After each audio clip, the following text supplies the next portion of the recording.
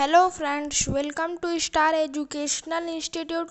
Today I teach you the fundamental unit of life, cell. Cell दोस्तों बहुत interesting chapter है, तो चलिए शुरू करते हैं। तो दोस्तों मैं बता दूं कि यह मेरा पार्ट 3 चल रहा है सेल का। अगर आपने पार्ट फर्स्ट और पार्ट सेकंड नहीं देखा था तो देख ले। जैसा कि दोस्तों मैंने बताया था कि पार्ट थर्ड में मैं डिफरेंस बताऊंगा यूनिसेलुलर मल्टीसेलुलर में, और कुछ एक्टिविटी 5.2 से पढ़ाऊँगा। तो दोस्तों पिछली बार हमने कुछ क्वेश्चन छोड़ा था कमेंट बॉक्स में लिखने के लिए। Can we find out name of some more unicellular organisms. तो दोस्तों जिन्होंने दिया है सही दिया है आंसर तो उनको कोई बात नहीं, गलत दिया है उनको भी कोई बात नहीं। आप गलत कमेंट बॉक्स में ना कुछ लिखें। तो चलिए दोस्तों मैं इसका आंसर बताना चाहता हूँ। इसका आंसर होगा दोस्तों यस। हम कुछ और भी यूनिसेलुलर ऑर्गेनिज्म का नाम बता सकते हैं, जैसे दोस्तों यीस्ट हो गया आपका YEAST यीस्ट हो गया, आर्की बैक्टीरिया हो गया दोस्तों ARCHA और फिर बैक्टीरिया जोड़ दें, यू बैक्टीरिया EU हो गया फिर बैक्टीरिया जोड़ दें। तो ये सब दोस्तों हो गए हमारे। और मैं बताना चाहता हूँ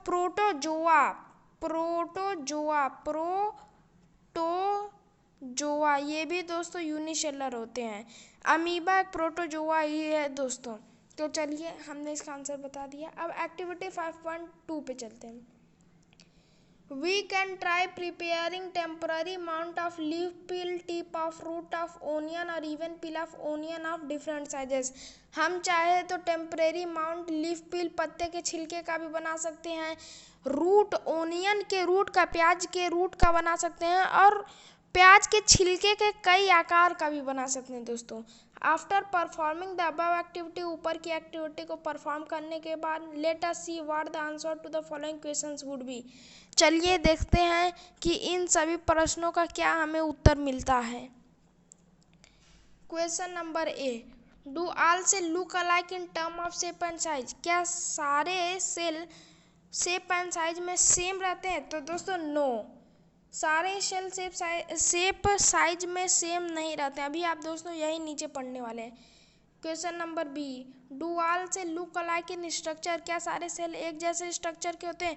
तो दोस्तों नो, थोड़े बहुत सिमिलर होते हैं लेकिन दोस्तों एक जैसे ही नहीं होते हैं, तो इसके लिए भी नो होगा।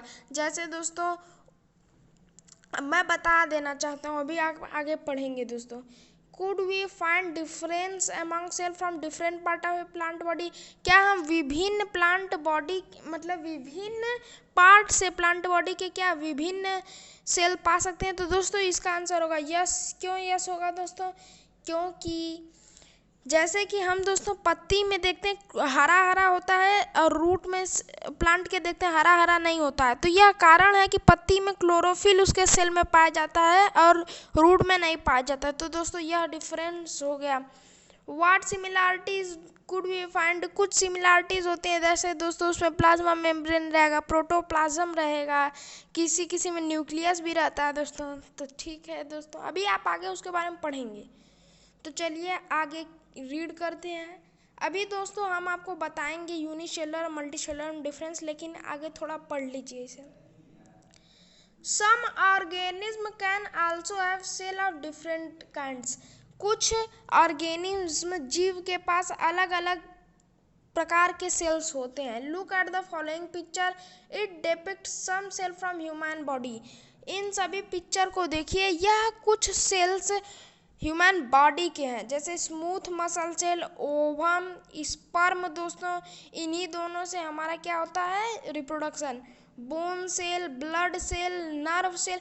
दोस्तों न्यूरॉन की फोटो आपके में नहीं दिया, अभी मैं एक नया फोटो दिखाऊंगा उसमें रहेगा। फैट सेल दोस्तों, ये फैट सेल है। तो दोस्तों various cells of human body. तो दोस्तों यहीं से हमको इन सारे का आंसर मिल गया। Do all cell look alike in terms of shape and size, ये वाला ए क्वेश्चन नंबर का आंसर मिल गया, बी क्वेश्चन नंबर का, सी क्वेश्चन नंबर का, डी क्वेश्चन नंबर का। दोस्तों यहीं से मिल गया कि डिफ्रेंशिएशन रहते हैं, कुछ सिमिलरिटीज़ भी रहते हैं। जैसे दोस्तों इन सभी में प्रोटोप्लाज्म रहेगा, प्लाज्मा मेम्ब्रेन रहेगा, और भी कई चीज़ें दोस्तों। तो चलिए आगे चलते हैं। तो चलिए दोस्तों अब मैं आपको बताना चाहता हूँ difference between unicellular and multi cellular organism. तो दोस्तों यूनिसेलुलर मल्टीसेलुलर ऑर्गेनिज्म क्या डिफरेंस होता है, चलिए देखते हैं। तो फ्रेंड आपको दिख रहा होगा कि यह आपकी स्क्रीन पर difference between unicellular and multicellular organism दिया हुआ है। पहला पॉइंट है दोस्तों, an unicellular organism is represented by a single cell, एक सेल से उसको रिप्रेजेंट किया जाता है। और multicellular organism consist of large number of cell. दोस्तों इसे बड़ा करके मैं दिखाना चाहता हूँ, an unicellular organism is represented by a single cell. दोस्तों ऐसे ही ट्यूबुलर फॉर्म में आप करेंगे। और मल्टीसेलुलर में a multicellular organism consist of large number of cells. ठीक दोस्तों, दूसरा पॉइंट रहेगा, all activities of the organism are performed by a single cell. सारी एक्टिविटी एक ही सेल से होगा, सिंगल सेल से, क्योंकि दोस्तों उसमें सिर्फ सिंगल ही सेल है। ये तो माइंड वाली बात नहीं हुई अगर आप बोल रहे हैं एक से नहीं होता है, क्योंकि उसमें सिंगल सेल होता है। और दोस्तों सिंगल सेल परफॉर्म वन और few activity of the organism. और चूंकि दोस्तों इसमें कई सेल होते हैं तो अलग अलग सेल का अलग अलग काम होता है, या स्पेशलाइज्ड होते हैं अलग अलग सेल अलग अलग वर्क के लिए। दोस्तों थर्ड पॉइंट देखेंगे, there is no division of labour as the single cell perform all life activity. यहाँ पर कोई भी डिवीजन ऑफ लेबर नहीं होता है, लेबर यानी कार्य का कोई भी डिवीजन नहीं होता है। और थर्ड में हम अगर मल्टीसेलुलर में देखेंगे तो cell are specialised to perform different function of the body. तो दोस्तों अलग अलग सेल अलग अलग स्पेशलाइजेशन होता है, जैसे कोई ब्रीथिंग सेल्स होता है, कोई रिप्रोडक्शन सेल्स होता है, कोई ऑक्सीजन कैरिंग सेल्स होते हैं। So that there is a division of labour. यहाँ पर डिवीजन ऑफ लेबर आपको दिख रहा होगा दोस्तों विद इन सेल्स। तो यहाँ पर डिवीजन ऑफ लेबर रहता है सेल्स के बीच में। Reproduction consumes a single cell, क्योंकि दोस्तों इसमें सिंगल सेल ही है तो रिप्रोडक्शन सिंगल सेल से ही होगा, यह तो बात क्लियर हो गई। Fourth, only some cells of the body, कुछ ही सेल्स बॉडी के जिनको जर्म सेल्स कहते हैं, मल्टीसेलुलर ऑर्गेनिज्म की बात है। Only some cell of the body called germ cell take part in reproduction, other cell somatic cells remain intact. Multicellular में कई सेल होते हैं तो सिर्फ जर्म सेल रिप्रोडक्शन में पार्ट लेते हैं और सोमेटिक सेल रिप्रोडक्शन में पार्ट नहीं लेते हैं दोस्तों। तो life span of individual is short, एक एक इंडिविजुअल का यानी एक एक प्राणी का लाइफ इसमें शॉर्ट होता है यूनिसेलुलर में, क्योंकि दोस्तों यहाँ पर डिवीजन ऑफ लेबर नहीं मिल रहा है हमको। और दोस्तों यहाँ पर life span of an individual is large, जैसे मनुष्यों का, हाथियों का, आदि जानवरों का, सूक्ष्म जीवों को छुड़ा के इन लोगों का लाइफ स्पैन लॉन्ग होता है, क्योंकि दोस्तों इनमें डिवीजन ऑफ लेबर होता है दोस्तों। ठीक है दोस्तों, तो चलिए आगे तो जैसा कि दोस्तों मैंने आपको बताया था कि मैं आपको दिखाऊंगा न्यूरॉन सेल। तो दोस्तों ये नर्व सेल लिखा हुआ है, आपको दिख रहा है नर्व सेल। दोस्तों इसी नर्व सेल को हम लोग न्यूरॉन कहते हैं। क्या कहते हैं? न्यूरॉन। और दोस्तों आपको कई सेल दिख रहा होगा विभिन्न प्रकार के, जो अच्छे से नहीं दिया था एनसीईआरटी बुक में। ल्यूकोसाइट्स, दोस्तों यहाँ पर आपको ल्यूकोसाइट्स दिख रहा होगा, ल्यूकोसाइट्स। ह्यूमन स्पर्म दिख रहा होगा दोस्तों, ह्यूमन स्पर्म थोड़ा लंबा सेल है, देख सकते हैं आप। ह्यूमन स्पर्म दिख रहा होगा दोस्तों। गॉबलेट सेल भी दिख रहा होगा दोस्तों, यहाँ पर गॉबलेट सेल दिख रहा होगा, इपिथेलियल सेल दिख रहा होगा, डाईएटाम दिख रहा होगा दोस्तों, डाईएटाम।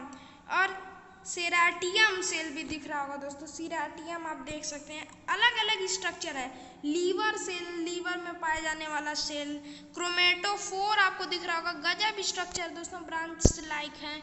और ऑस्ट्रिच एग जो है कि दोस्तों बहुत बड़ा, आप लोग को पता होगा, ऑस्ट्रिच एग हमारा बहुत बड़ा सेल है, लार्जेस्ट सेल है ऑस्ट्रिच एग, वो भी दिख रहा होगा। ऑस्टियोसाइट, ऑस्टियोसाइट भी दोस्तों दिख रहा होगा आपको। और कोएनोसाइट भी दिख रहा होगा दोस्तों, कोएनोसाइट। मसल सेल, ये लंबी धारी वाली मसल सेल है, और ये लंबी वाली नर्व सेल है दोस्तों। यहाँ डेंड्राइट्स एक्शन होता है, आगे जाके अभी पढ़ेंगे दोस्तों। और ये फैट सेल है दोस्तों, फैट सेल। और डाईएटाम मैंने बता दिया था दोस्तों। और ये फाइब्रोब्लास्ट है। तो दोस्तों ऐसे कई सेल हैं, चलिए आगे चलते हैं।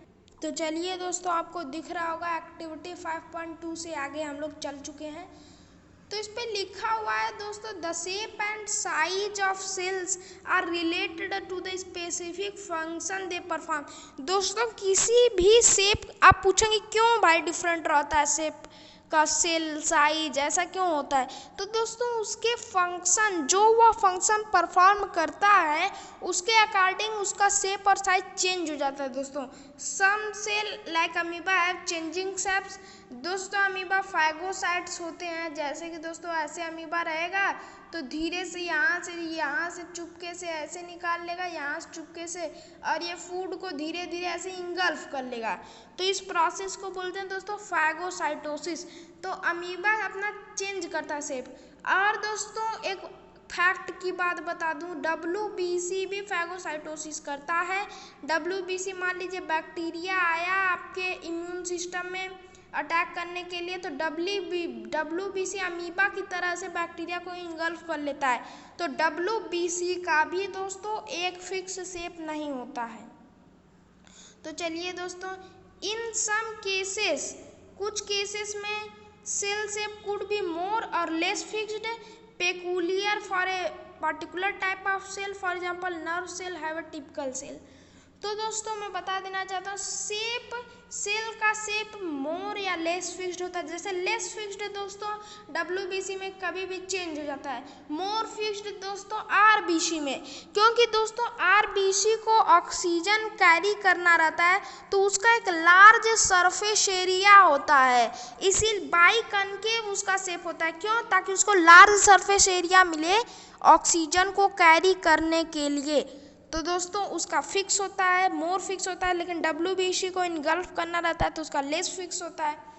और जैसे कुछ पेकुलियर टाइप यानी विचित्र टाइप के सेल होते हैं, जैसे कि nerve cells. Each living cell has the capacity to perform certain basic function that are characteristic of all living forms.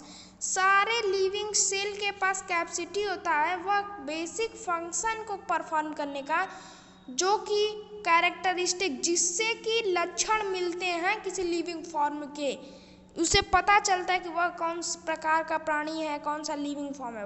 How does a living cell perform this function? कैसे यह सब कर लेता है एक लिविंग सेल, कैसे परफॉर्म कर लेता है? We know that there is a division of labour in multicellular organism. हम जानते हैं दोस्तों कि यहाँ पर डिवीज़न ऑफ लेबर है मल्टी सेलुलर ऑर्गेनिज्म में, यानी अलग अलग सेल का वर्क अलग अलग होता है दोस्तों। सच एज ह्यूमन बींग्स यहाँ पर उदाहरण है मल्टी सेलुलर ऑर्गेनिज्म का। This means that different parts of the human body perform different function. इसका यह मतलब हुआ कि अलग अलग पार्ट ह्यूमन बॉडी का अलग अलग फंक्शन करता है। जैसे कि human body has heart to pump blood, blood को पंप करने के लिए हार्ट होता है। Stomach to digest food, food को डाइजेस्ट करने के लिए स्टमक होता है। सो ऑन यानी ब्रीथिंग के लिए लंग्स होता है, एक्सक्रेशन के लिए एनस होता है, ऐसे etcetera. Similarly, division of labor is also seen with a single cell in many cases। और दोस्तों division of labour single cell में भी दिखता है मेनी केसेस में। In fact each such cell has got certain specific components with it known as cell organelles. और दोस्तों in fact तथ्य ये है कि सारे सेल के पास अपना अपना एक स्पेसिफिक कंपोनेंट्स होता है within it known as cell organelles, जिसको सेल ऑर्गेनेल कहते हैं। जैसे दोस्तों हम अभी तक जानते थे ह्यूमन बॉडी सेल से बनी है, सबसे छोटी यूनिट है, लेकिन दोस्तों सेल भी सेल ऑर्गेनेल से मिलके बना है। यानी सेल ही मतलब सेल अकेले वर्क करता है, मान लीजिए अमीबा में, तो उसके पास वेरियस ऑर्गेनेल्स होते हैं जिनका अलग अलग काम होता है। उस सेल के अंदर भी ऑर्गेनेल होते हैं। ठीक दोस्तों, each kind of cell organelle perform a specific function. हर प्रकार के सेल ऑर्गेनेल परफॉर्म करते हैं specific function, such as making new material in the cell, clearing up the waste material from the cell and so on.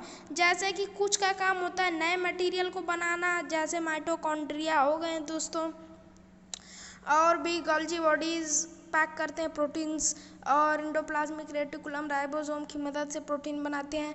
और कुछ का clear करना, जैसे दोस्तों लाइसोसोम। आगे आप पढ़ेंगे, अभी चिंता मत करिए दोस्तों। A cell is able to live and perform all its function because of these organelles. एक सेल एबल होता है अपना सारा कार्य करने के लिए इन सेल ऑर्गेनल्स की वजह से। अगर इनमें से कोई भी सेल ऑर्गेनल गया मतलब नहीं रहा तो डिसबैलेंस हो सकता है उसके परफॉर्म स्पेसिफिक फंक्शन में। तो दोस्तों इन्हीं सेल ऑर्गेनल के कारण यह सेल हमारा वर्क कंप्लीटली अच्छे से काम करता है। ठीक है दोस्तों, these organelles come together to constitute the basic unit called cell. यही organelle together constitute the basic unit called the cell, जिसको हम लोग बेसिक यूनिट सेल कहते हैं, वह इन्हीं ऑर्गेनल्स के मदद से बने हुए हैं। It is interesting that all cell are found to have the same organelles. यह इंटरेस्टिंग होगा हमें जानने के लिए कि सारे सेल्स वह एक ही ऑर्गेनल से बने होते हैं, सेम ऑर्गेनल से। ठीक दोस्तों, no matter what their function is or what organism they are found in. यह मैटर नहीं करता है कि उनका फंक्शन क्या है या वह किस ऑर्गेनिज्म में पाए जाते हैं। तो दोस्तों एक बार फिर पढ़ लीजिए, it is interesting that all cell are found to have same organelle no matter what their function is or what organism they are found in. अभी आगे पढ़ेंगे दोस्तों तो और क्लियर हो जाएगा, किसी किसी में कुछ कुछ नहीं होते हैं ऑर्गेनल्स। मतलब ये भी सही ही कह रहा है एक तरीके से, लेकिन एक तरीके से यह वो भी कह रहा है। ठीक है दोस्तों, तो चलिए अब आगे चलते हैं, लेकिन ये क्वेश्चंस का दोस्तों मैं आंसर देते चल रहा हूँ। तो चलिए पहला question, who discovered cells and how, किसने सेल की खोज की और कैसे। दूसरा question, why is the cell called structural and functional unit of life. तो दोस्तों सबसे पहले डिस्कवरी सेल की रॉबर्ट हुक ने की थी 1665 में। सेल को स्ट्रक्चरल यूनिट और फंक्शनल यूनिट इसलिए कहा जाता है क्योंकि उसमें मेटाबॉलिक एक्टिविटीज होती है।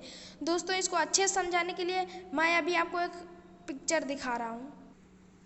तो देखिए दोस्तों, आप लोगों को वही क्वेश्चंस और उनके आंसर्स भी दिख रहे होंगे। दोस्तों यह सब मैंने केवल आपको तसल्ली के लिए कहा था कि आप इसको सही सही लिख सकें। तो who discovered cells and how, तो दोस्तों इसका आंसर होगा सेल की डिस्कवरी रॉबर्ट हुक ने 1665 में किया था सेल का। He examined a thin slice of cork under a self-designed microscope.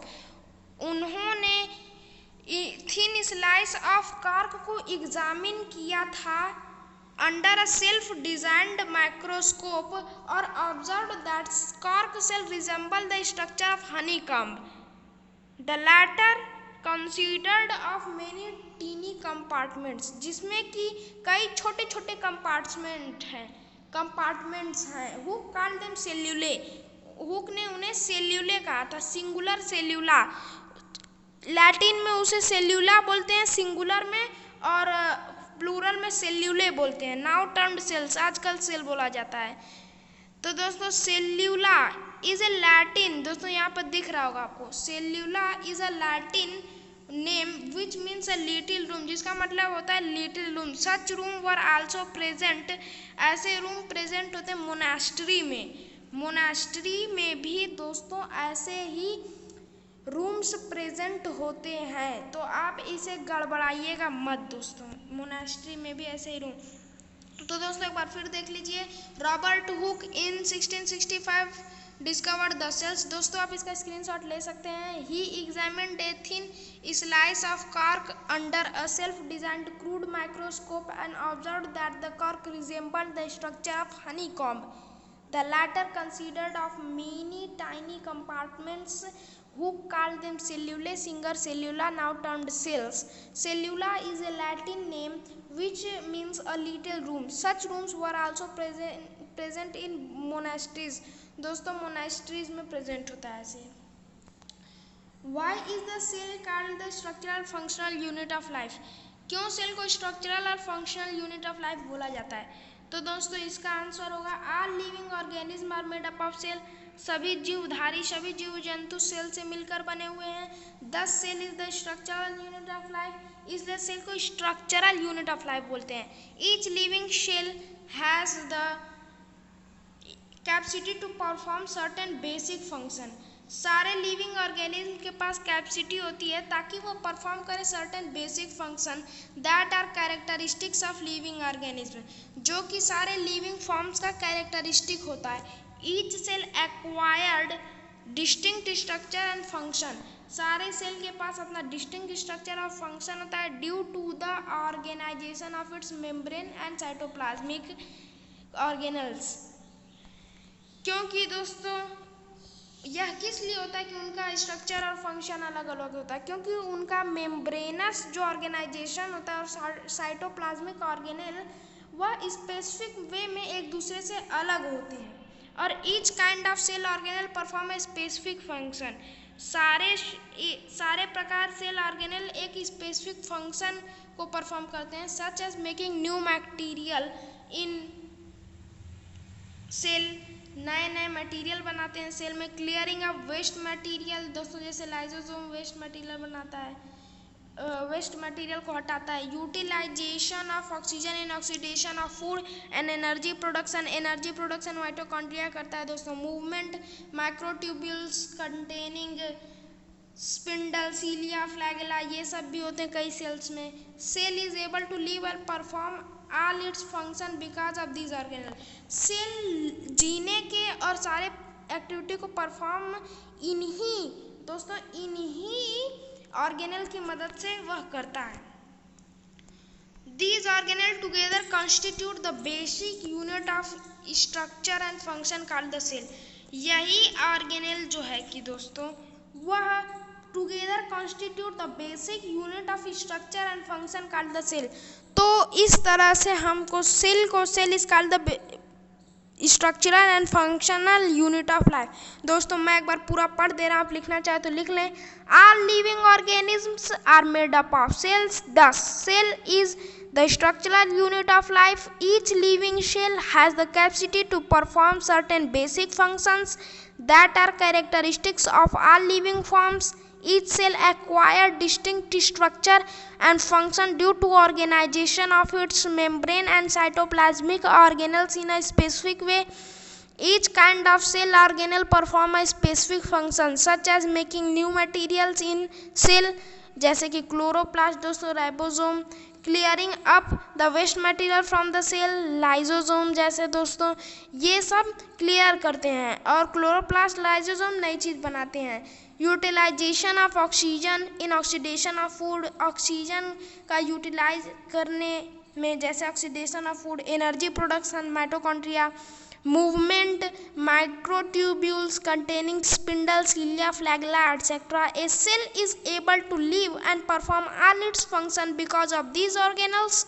These organelles together constitute the basic unit of structural and functional called cell। और इसलिए दोस्तों हम सेल को structural and functional unit of life बोलते हैं। तो चलिए आगे चलते हैं। तो दोस्तों आपको इन दोनों क्वेश्चंस के आंसर तो मिल गए होंगे।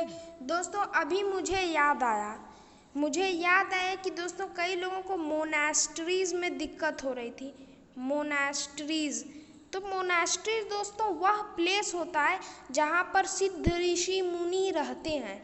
दोस्तों जैसे कि आपने कई बार सुना होगा बुद्धिस्ट मोनास्ट्रीज होते हैं। बुद्धिस्ट मोनास्ट्री यानी बौद्ध संघ के ऋषि मुनि वहाँ पर रहते हैं। मोनास्ट्री मतलब किसी भी संघ के किसी भी जाति के ऋषि मुनि जहाँ रहते हों वह जगह को हम लोग मोनास्ट्री बोलते हैं।